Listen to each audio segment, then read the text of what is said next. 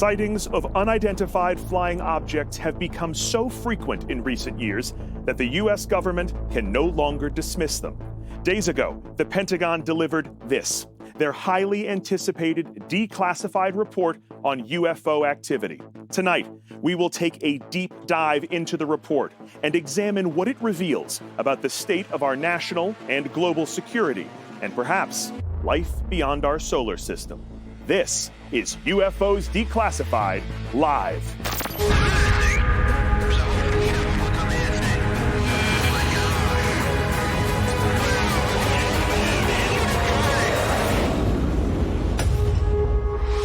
Welcome to UFOs Declassified Live. I'm Josh Gates. Normally, I'm traveling to far-flung locations around the world, investigating mysteries on my series Expedition Unknown. This evening, they've let me take a shower and clean up a little bit. I'm here in Las Vegas, along with fellow adventurer, the host of Expedition X, Jessica Chobot. Hi, thanks for having me. Happy to be here. I am looking forward to declassifying some UFOs. It's going to be a big night. Together, we will be tackling the mystery of UFOs, this report, the science of these aerial anomalies, and who or what could be behind them. We'll do it by deciphering the fresh-off-the-press Pentagon UFO report and the jaw-dropping footage that prompted it. We have got a rotating panel of experts to analyze everything tonight, and we want to hear from you. Tweet using the hashtag UFOs Declassified Live, and be sure to follow Discovery on Twitter to participate in our live polls. Starting us off this evening, our panel, we have the award-winning investigative journalist, George Knapp, and investigative filmmaker, the man who kicked off this whole thing with some of the most compelling images of UFOs caught on tape, Jeremy Corbell. Good to see both of you. Nice to see you, Josh. Yeah, thanks for being here. All right, this Pentagon report was initially requested by the U.S. Select Committee on Intelligence in December of 2020, but its roots go far deeper than that. Take a look. UFO sightings have been tracked by the United States government since the 1940s. As claims have often been dismissed by government officials, the public has no idea the extent of the activity or what it could mean to national security. However, reports of what has been described as aggressive UFO activity have spiked in recent years, especially over military institutions, putting the United States Department of Defense on edge. 50 knots. Closing in. These increased public sightings, along with UFO footage leaked by military personnel, has forced the DoD to change their long-standing position. It is history-changing. It is without a doubt the story of the millennium. And for the first time, they have authenticated videos of unidentified flying objects. They know that these crafts feature highly advanced technology and are not part of the U.S. military. This caught the attention of the Senate Intelligence Committee. Led by Senator Marco Rubio, they demanded a full report on UFOs for the sake of national security. Anything that enters an airspace that's not supposed to be there is a threat. Coming off a flurry of intense interest from the media, the report was delivered to Congress just days ago. Tonight, we identify key findings and unanswered questions. Who do these craft belong to? Adversaries in Russia or China? Is there a possibility they originated beyond our solar system? Or is there a peaceful and earthly explanation? And what does the evidence revealed in the report mean for the United States and the world? All right, well, let's get right into it. George, let's start with you. You have been investigating UFOs from ground zero here in the desert for more than 30 years. First blush reaction, what do you make of this report? It's massively important. It's such a radical departure from what we've been spoon-fed, the lies and obfuscation we've been spoon-fed by our military and our government for decades. Behind the scenes, since 1947, our military has taken this very seriously while telling the public there's nothing to it, don't worry about it, move on. This report is only 9 pages. It doesn't have a lot of details, but it at least is a new policy direction, and it screams out 2 things to me. One is that UFOs are real and they're physical objects. 2, they're not ours. All right, Jeremy, you have had your eyes on most of the videos that we're talking about tonight, long before they ever went to Congress. Your thoughts on all of this? I'm highly encouraged by this report. Mainly, I'm encouraged by the disappointment from the public. People wanted more substance, more information. They don't have any videos in the public report. But what that shows me is that pop culture is grabbing onto this UFO mystery, and they're agreeing, and the military is saying we should study this phenomenon scientifically. That's what the report says. This requires study. George, I think you probably know better than anyone as an investigative journalist how secretive the government can be on the topic of UFOs. Why the sudden rush to transparency here? It's a combination of events. This overnight success actually started about 26 years ago here in Las Vegas. Robert Bigelow, businessman, created his own independent UFO think tank. That got the attention of Senator Harry Reid, who a decade later got $22 million to devote to a secret program that studied UFOs and related phenomena. That there was a corollary program that existed in the Pentagon that collected information, including some of the videos that we're going to see tonight. And it came spilling out in the New York Times in December 2017, and it's rolled like a snowball ever since. I want to talk about technology a little bit here at the top. You know, in this report, there are 143 unidentified instances. A lot of those were made with real high-tech stuff. FLIR is one of them, forward-looking infrared. How does this kind of technology differ from other sensor systems? Right. So we're living in a different world now where we have corroborative video and thermal evidence. So it's not just a pilot saying, hey, I saw a UFO. It did some amazing maneuvers. Now you have, as you said, forward-looking infrared, which is a thermal camera. You have night vision, which amplifies light. We also have radar and also just corroborative sensor data that is not released to the public that all tell the same tale about UFOs. Okay, can I play devil's advocate here for a moment? Let me put on my skeptic hat. We've got 143 unidentified objects or instances here in this report. A skeptic might say, well, they're unidentified. You know, despite all this high-tech equipment and the FLIR and the radar, we don't know what these things are. They still look blurry and fuzzy. What do we say to that? Well, more than half of the cases in that report are confirmed by more than one sensor. So they've got a pretty strong indication that these are physical objects. They appear to be manufactured objects. They have some kind of propulsion system that we do not understand. And what about the possibility that these objects are, from our own planet? Could these belong to a foreign government, an adversary? That's also addressed in here, and they have to leave those options open. In the report, they say, could be foreign-made technology, although we have no evidence of that. Could it be secret American technology? Yeah, but there's no evidence of that either. But that's a big question, right? Could this be technology that comes from us? You know, the U.S. military, the most advanced military in the world, do we have the technology to create objects like this? We do not. Not that anyone I've ever talked to. I've been pretty far up the food chain, and no one says that this is our technology. Okay, a lot more on this tonight, obviously. One of the simplest takeaways from the report so far that you're going to be hearing a lot about tonight is the term UAP, which stands for Unidentified Aerial Phenomena. It is the official, somewhat fancier government name for UFOs. But until that catches on, you're going to be hearing both terms tonight.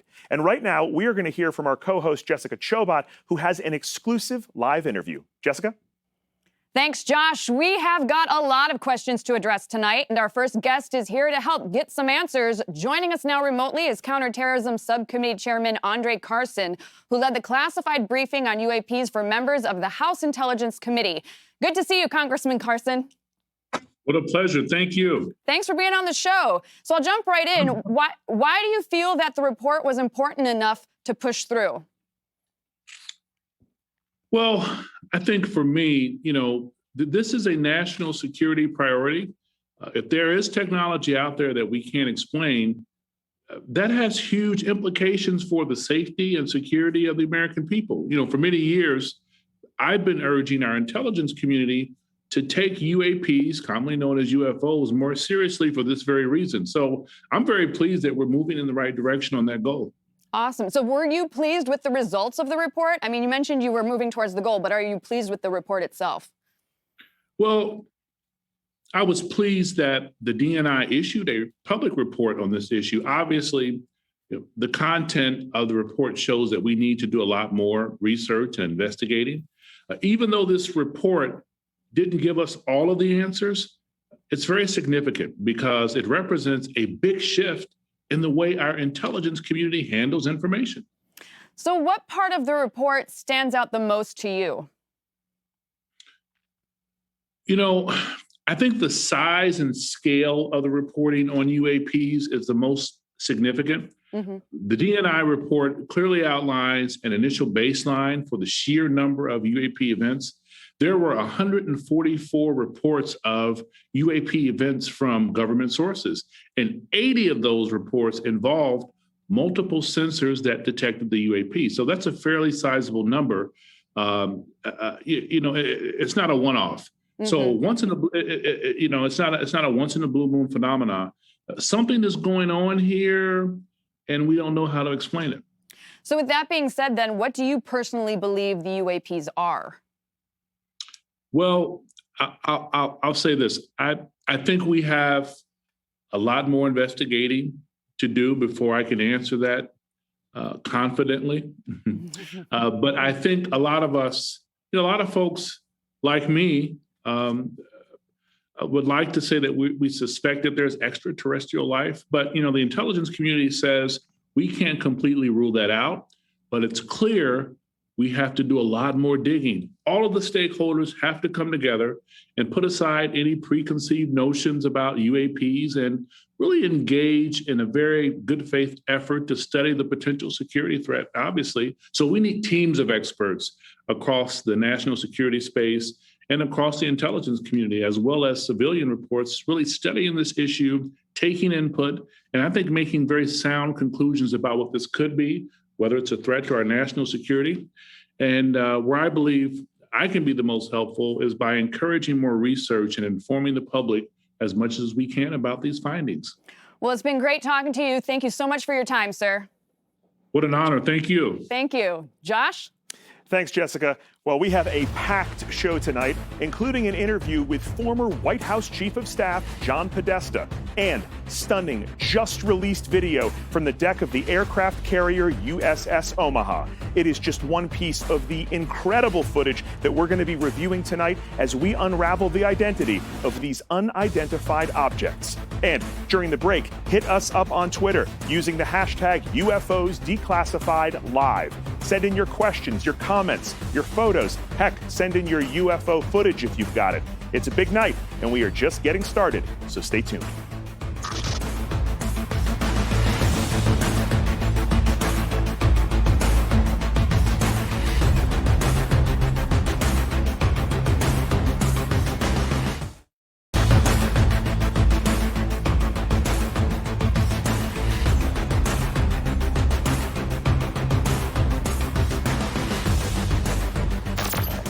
Welcome back to UFOs Declassified Live. I'm Josh Gates.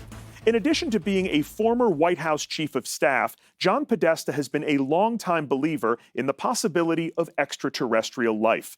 To discuss the latest revelations in the Pentagon UFO report is John Podesta. Thanks for joining us, sir. Good to be with you, Josh. Well, look, I know that you have been calling for the release of this kind of information for a long time, so you must be relieved that this report has come out. Having read it, what's your takeaway?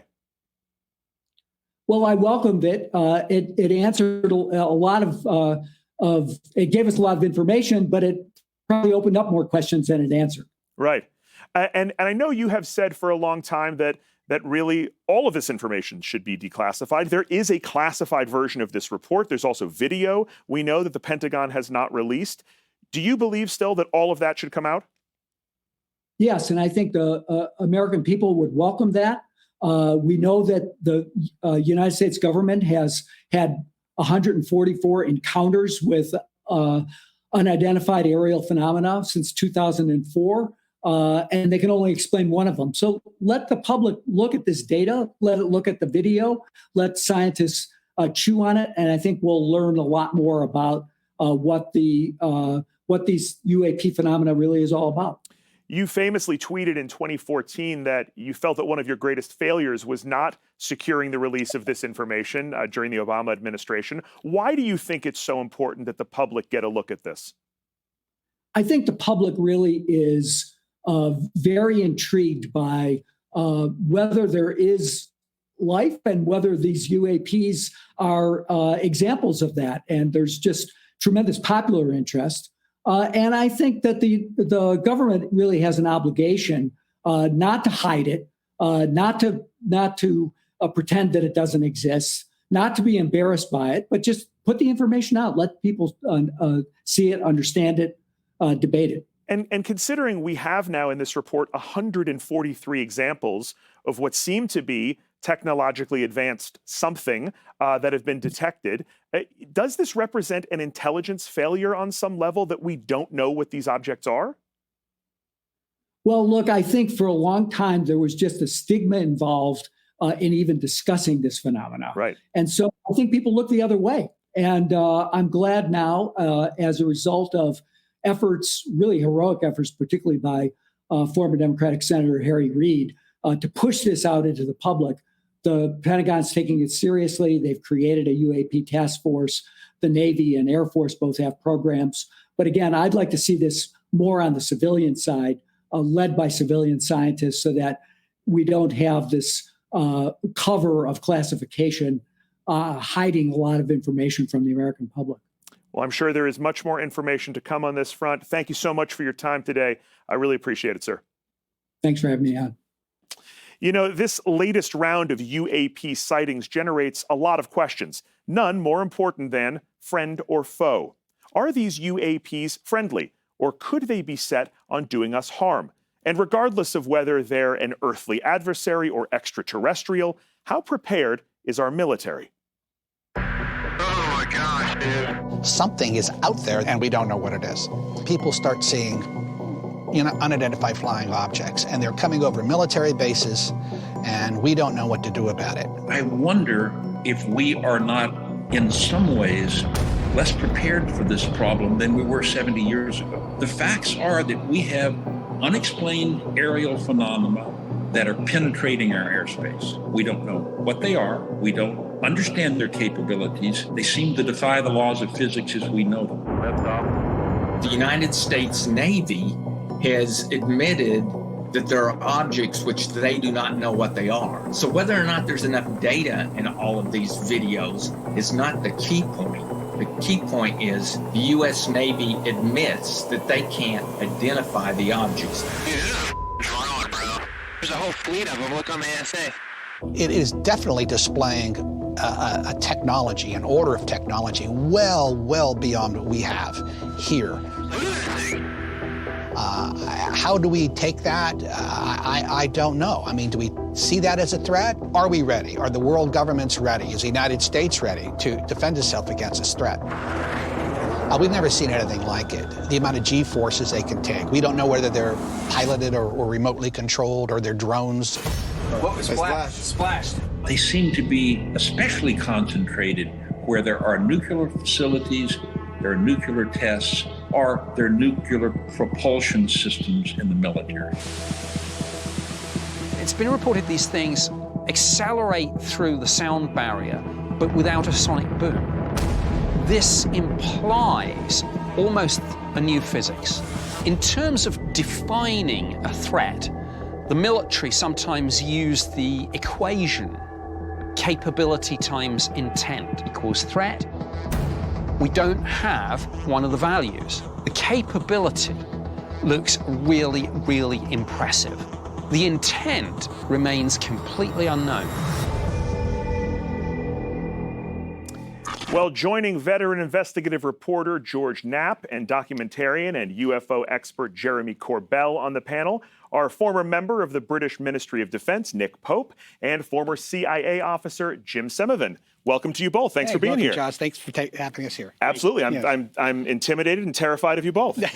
All right, let's get into some questions here. The report found that there was clustering around military assets. So, Jim, do you see this as intentional targeting of our ships and facilities? Oh, yes, absolutely.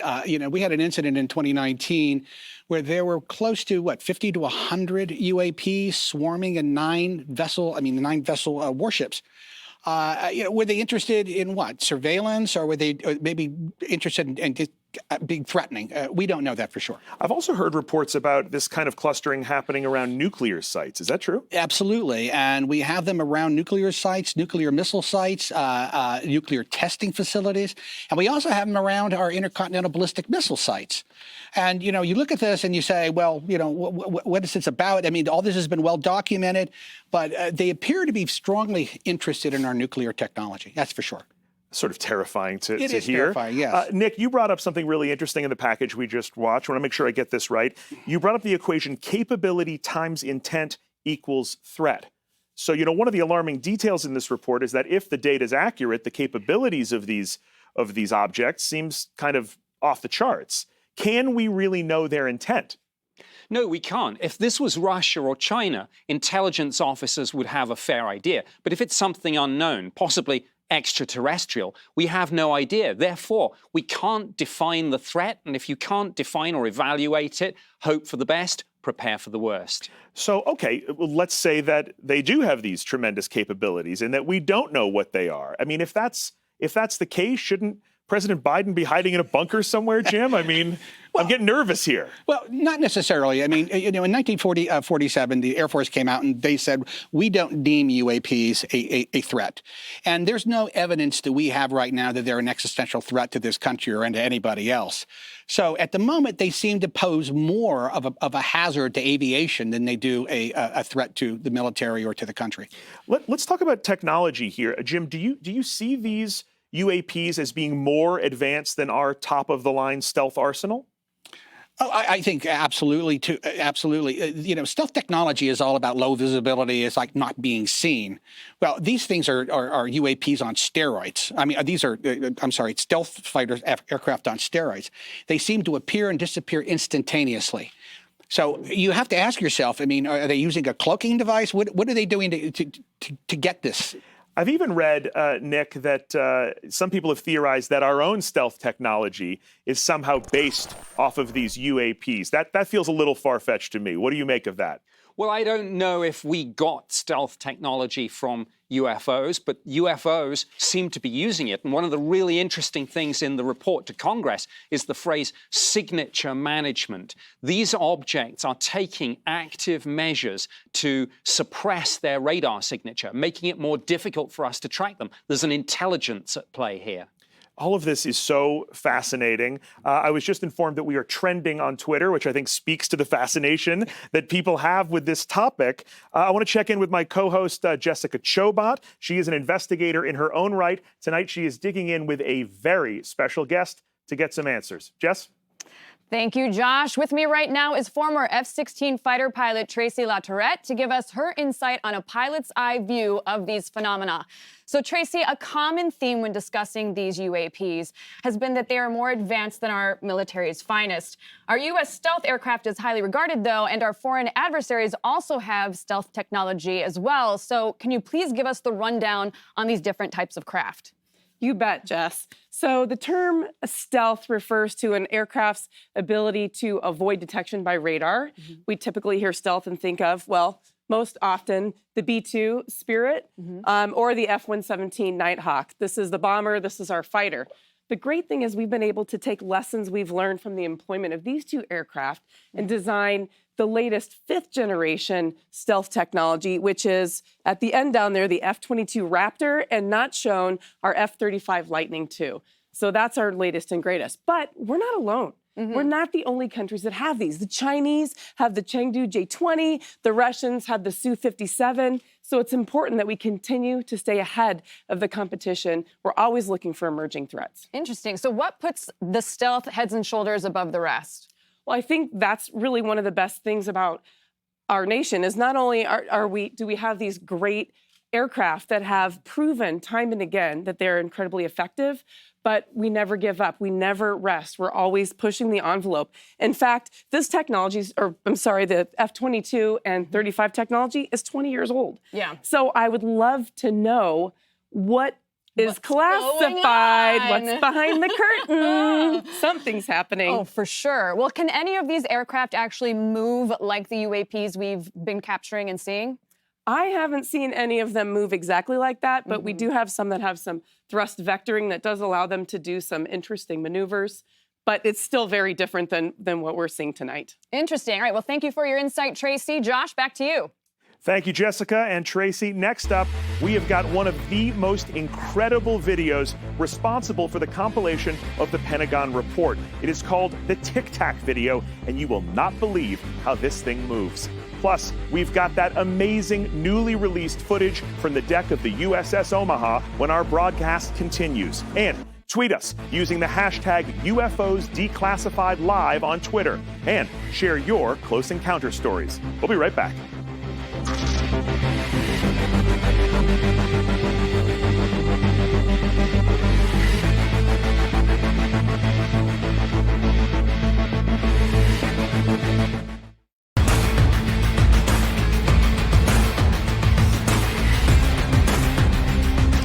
Welcome back to UFOs Declassified Live. Well, based on our poll, it looks like 66.7% of you do not believe there is any evidence of hostility with recent UFO sightings. Peace-loving aliens. The other 33% of you, Mars attacks. Welcome back to the show. I am really excited that you're all here. We're having an amazing time going through the recently submitted to the public Pentagon UFO report. Joining us now, we have a very special guest here joining our panel. We have got our resident F-16 fighter pilot, Tracy Latourette. Welcome. Thank you for joining us. Thanks for having me. Of course. So as we just saw, the report that was just delivered to Congress leans heavily on the accounts of military aviators. Of course, that makes sense. They are equipped with the best surveillance technology around, and footage captured using this high-end gear is difficult to dispute. Get ready for this. The following was captured using FLIR, forward-looking infrared, in 2004 on the USS Nimitz in San Diego. Check it out. All right, Jeremy, walk us through what we are looking at here. Right, so this is FLIR footage, which is a thermal footage. It was Commander Chad Underwood who was tasked out towards the Tic Tac object. Remember, there were a lot of Tic Tacs dropping in from 80,000 feet down to sea level in less than a second and a half. Incredible speeds, but they caught one of them, and this is footage of that, and you'll see it towards the end of the footage, it does shoot off to the left, and the tracking pod, it's outside of the tolerance of it, so it can't hold it at the end. Incredible speeds are demonstrated at the end of this video. Absolutely remarkable stuff. So I have to take this over to Tracy at this point. You're the only one here at this table who really knows what it's like to fly around in a fighter jet. Let's say you see one of these things. What do you do? What's your response? Well, what you do, it depends, right? That's always the answer. But the first thing is always going to be inserting just a split-second pause that allows me that critical moment to become aware of the critical details in the surroundings, assess the situation, and then act in accordance with my objective. So in this case, that means that I want to identify whether or not this is a friendly target or if it's something else. And whether or not I'm able to identify that, the next thing is going to be, do I see any kind of hostile intent? And luckily, I don't see any here. So. All right, well, that's good. As a pilot, have you ever seen anything like this? I have never seen anything like this, so it's pretty exciting. Okay, wow. All right, George, I want to turn to you for a moment here. I've heard people refer to a kind of checklist of authenticity when it comes to UFOs. The four main criteria being footage, eyewitnesses, radar, and propulsion. For you, how many boxes does this footage check? All of them. I mean, we've seen the footage. The whole world has seen that footage and is impressed by it. The witnesses are the most trustworthy people. They're naval aviators, best fighter pilots in the world, all credible people with top security clearances. The propulsion system is the question mark. All we know is that it's not ours. Jim, any chance that what we're seeing in this video is a top secret U.S. military project? No, it's highly unlikely. It would be absolute folly for one branch of the military to introduce a new technology into a active military exercise, in this particular case, a Navy exercise. It would be too much chance for error and mistakes to be made. And the Navy hierarchy, in this case, would never have permitted it. Tracy, just to give me some sense of this, how advanced would this object have to be up there competing with our own, stealth aircraft and jet fighters? I mean, compare the two for me. Well, I think to be able to move as abruptly and as fast as this object does, it has to be significantly more advanced than our fifth generation technology. But as I mentioned before, that's been around for 20 years. So I have a hard time believing that there's not a whole lot of advancement going on at those highest classified levels. And remember, none of us are allowed to know everything. So. But does that mean that you think this could be something that's U.S. military or no? I think that the level of classification that we have protects us. And so I think that it's possible. It is possible. George, one of the things that really jumps out at me about the Tic Tac video is that it comes from 2004. Why do you think it took 17 years to catch the public's attention like this? Well, it actually came out. It was leaked. Somebody shot it off a screen, and it got put up on an obscure website, then quickly taken down. And a couple of years later, there was a behind-the-scenes study that was done that interviewed all the pilots, collected all that information. It wasn't until Jeremy and I started talking about it in early 2016 2017 that the public was starting to catch on. And then the New York Times got the video and it exploded. They put it on the front page. I think that is why that story went all over the world. Amazing stuff. All right. Coming up, an exclusive interview with the airmen who captured the footage of the Tic Tac. And later, we will be sharing riveting footage of a recent UAP sighting you do not want to miss. And we'll be speaking to the man who released it, the guy sitting next to me, Jeremy Corbell, as our experts continue to examine the evidence and arrive at their verdict. Adversary, alien, or something else? And let us know what you think. We're trending on Twitter, so please continue to hit us up using the hashtag UFOs Declassified Live. Send us your UAP pics and footage. Be right back.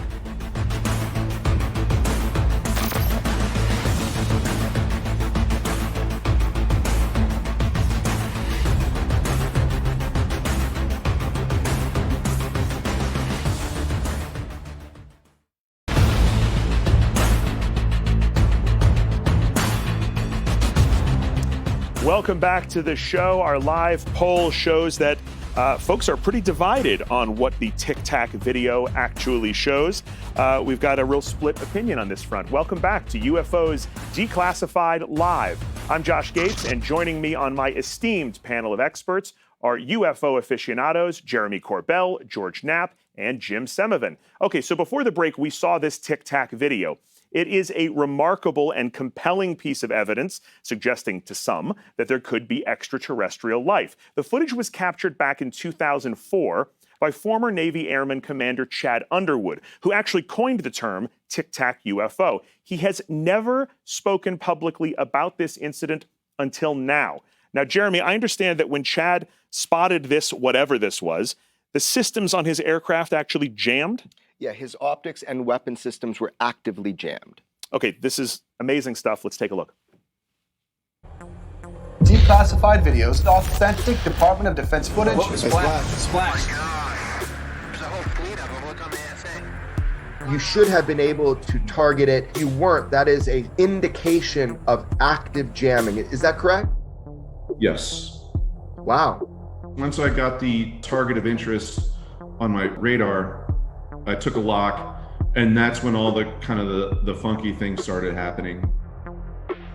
The erratic nature of the Tic Tac, the airspeed was very telling to me. Then we started seeing what we call jam strobe lines. Strobe lines are vertical lines that show up on your radar that are indications that you're being jammed.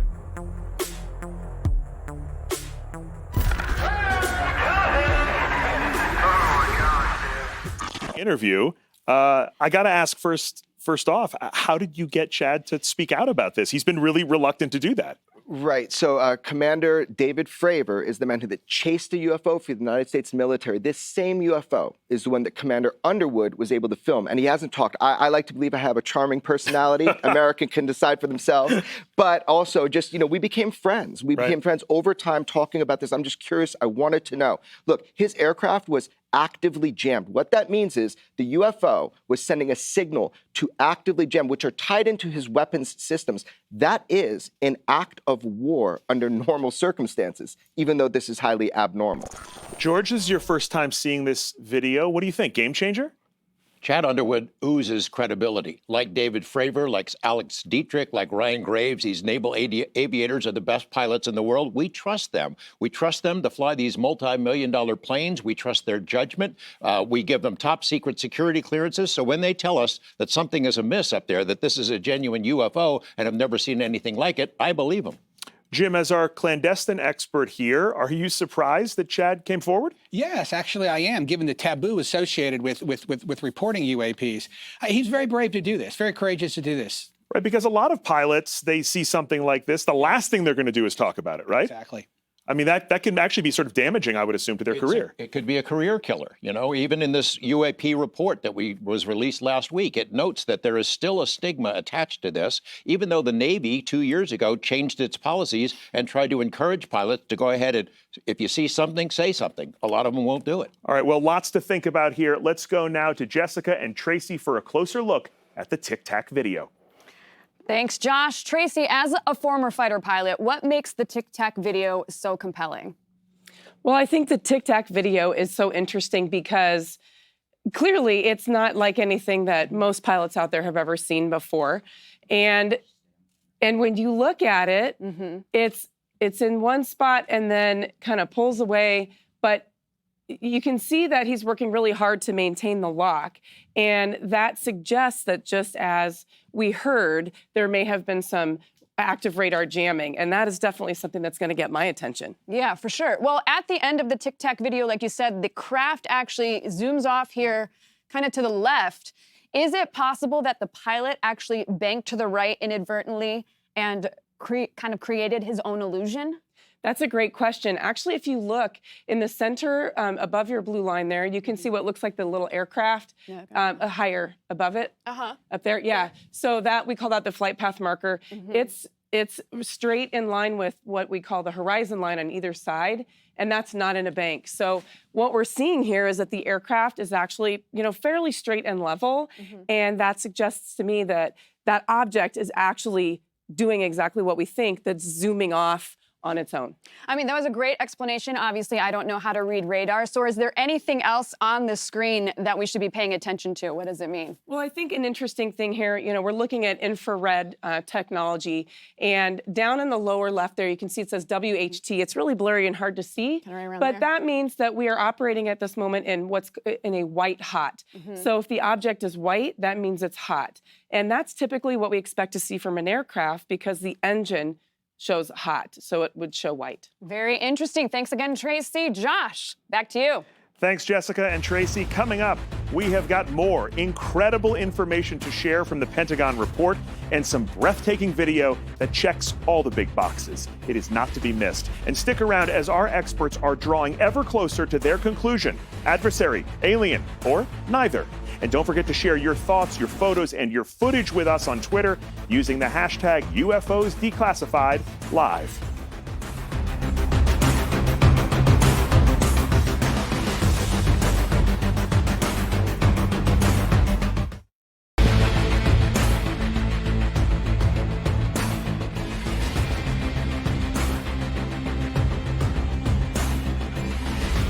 Welcome back to UFOs Declassified Live. Well, just 5 days ago, the intelligence community and the public at large received a long-awaited government confirmation of UFO activity. I am joined by our panel live in Las Vegas to discuss the headline-making Pentagon report. Okay, let's go back in time here a little bit, Jeremy, to Roswell, the granddaddy of all American UFO stories here, 1947. But we've got, what, a 57-year gap between that and the accounts that we see in this Pentagon report. So why this gap? I assume there must have been UFO sightings in that intervening time? Yeah, that's interesting. So the report is going just from the Tic Tac UFO case and then forward, because a lot of the sensor data that they have and they want to work with, the military data, is in those years. But UFOs have been consistent all the way through. Why do you think that Roswell continues to capture our imagination? Because it did in the first place, because the United States military admitted they had a crashed flying saucer. They turned that around the next day, but it was a moment where they admitted it. George, can we talk a little bit about Area 51? You were such a key player in breaking that story wide open. What is the connection between Area 51 and Roswell?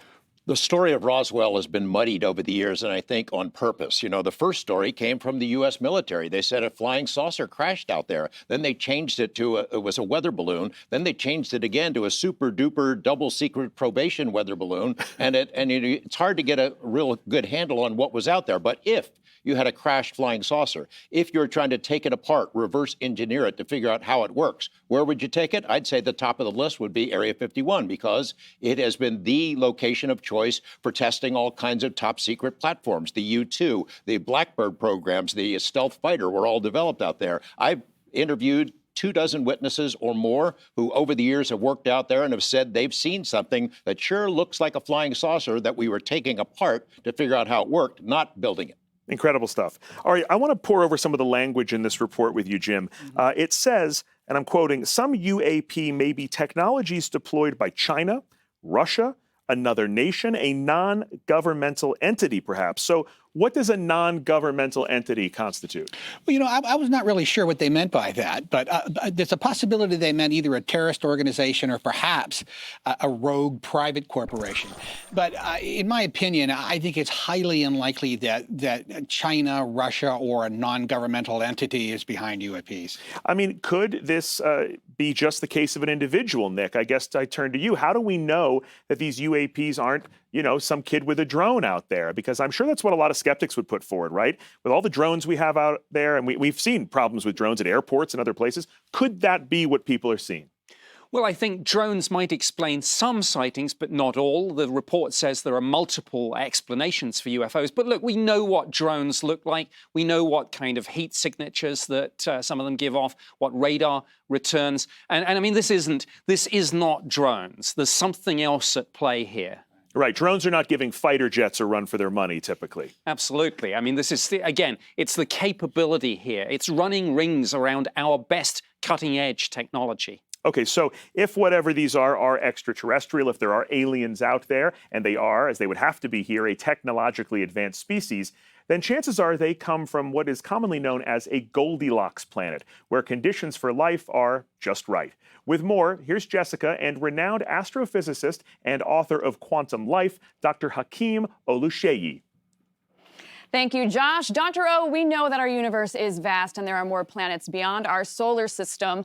So let's talk a little bit about life on those planets. To say our universe is vast is an understatement. This representation right here shows galaxies. So we think of galaxies as being the basic building block of the universe, and there's like 2 trillion galaxies in the observable universe. Now, each galaxy will have on average about 100 billion stars. So that's 100 billion trillion stars that we're talking about. And what we learned from the Kepler satellite is that stars, when they form, planet formation is a side effect of star formation. So just about every star has planets. So we're talking multiples of 100 billion trillion when we're talking about planets. So that's a lot of opportunity for life in the universe and for technological life to come about in the universe. That's amazing. Tons of opportunities there. So I know there are different types of Goldilocks planets. So let's talk about the ice-covered ones. Yes. What makes those special? When we look for life out away from Earth, we have a phrase, and that phrase is follow the water. And so what we see for ice-covered worlds like we have right here, we have these in our own solar system.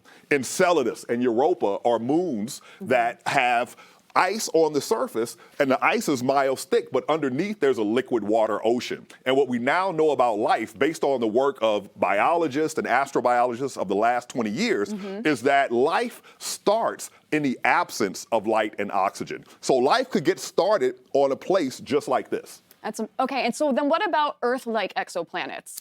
Yeah, now we're getting to planets that are more like ourselves, right? So we're talking about rocky worlds, and these rocky worlds have a surface. And on Earth's surface, that's where we have a lot of water. Now, it turns out that one of the most common types of Earth-like planet is what we call a super Earth. They're more massive, they're bigger, and gravity is stronger. So if there is a life form that comes into existence there, it's going to be a lot stronger and a lot shorter. So think dwarf Incredible Hulks. That's amazing. All right, so tell us then about what are habitable zones? Right. So the habitable zone is kind of an old idea because we thought about the habitable zone as where life may form and where life may be found.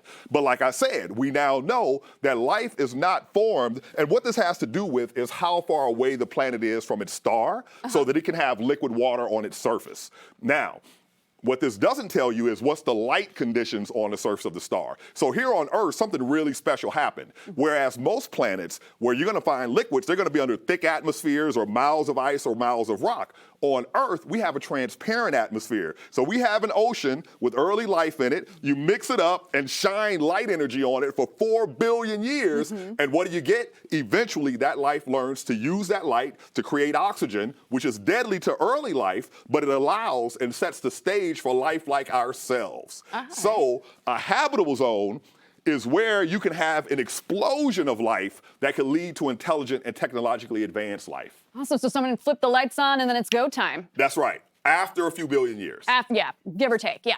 Thanks for your time, Dr. O. Josh, back to you. Thanks, Jessica and Dr. O. Now turning from science to science fiction. One of the longest running and popular TV shows in sci-fi history was The X-Files. The show's creator, Chris Carter, spoke candidly about the Pentagon report and the possibility of life beyond planet Earth.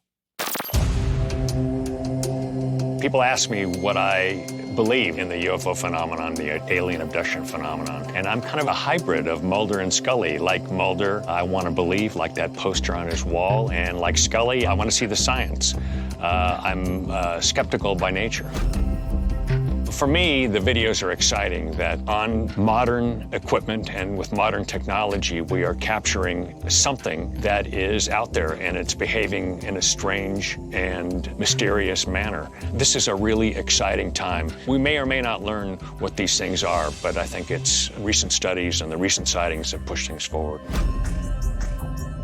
I think our reactions to the UFO videos are healthy. The pilots, for me, seem unimpeachable. What they gathered from their avionics or radar seems beyond doubt that they saw those things and that their reactions to them are real. So the X-Files and the subject matter and UFOs are being given some credence that they might have had before. You know, I believe that we don't have answers. I believe that we're searching for answers. I believe that there are the possibility of alien life out there, like Carl Sagan, who actually said, you know, there's more chance than not. And now we've discovered since the 90s that there are these exoplanets revolving around their own suns. The chance is even greater now that there is life on these planets. Chris Carter, the truth is out there. We've asked for your tweets, photos, and footage. Let's see who answered the call. All right, Artemis here says, do you think we'll meet actual aliens in our lifetime? Nick, what are your thoughts on that? I hope so. I think ours will be the generation that makes that discovery, whether it's through science or UFOs, or both. Fantastic. Asked and answered. Don't be shy about sending us your questions using the hashtag UFOs Declassified Live. Josh, take it away. Well, coming up, we will be screening the astonishing UAP footage that got the entire Pentagon report rolling. Plus, our experts will debate the origins of these UAPs when UFOs Declassified Live returns.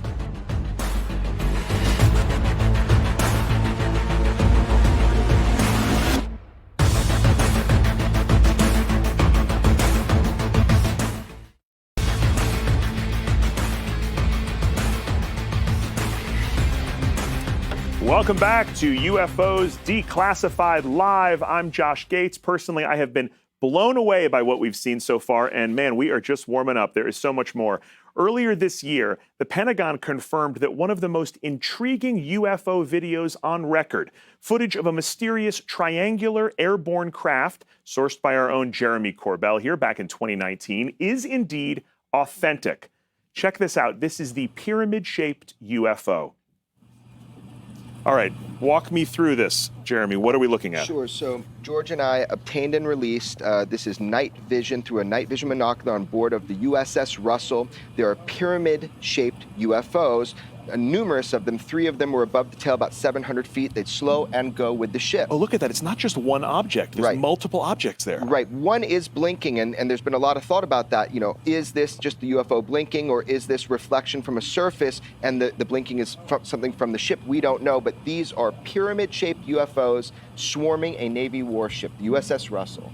Absolutely incredible footage, and just sort of, you know, mind-bending, because you look at it and you just think, what am I looking at here? Confirmed by the Pentagon, not only to be actual footage, you know, filmed by our military, but also to be included as an unknown, unidentified. These are UFOs, and they're admitting it. Okay, so this footage gets even crazier, because as amazing as this is, this footage was taken by the USS Russell off the coast of San Diego at the exact same time. Nearby, the USS Omaha detected its own swarm of unidentified objects. Take a look at their radar and give a listen to the reaction of the military personnel. This is amazing.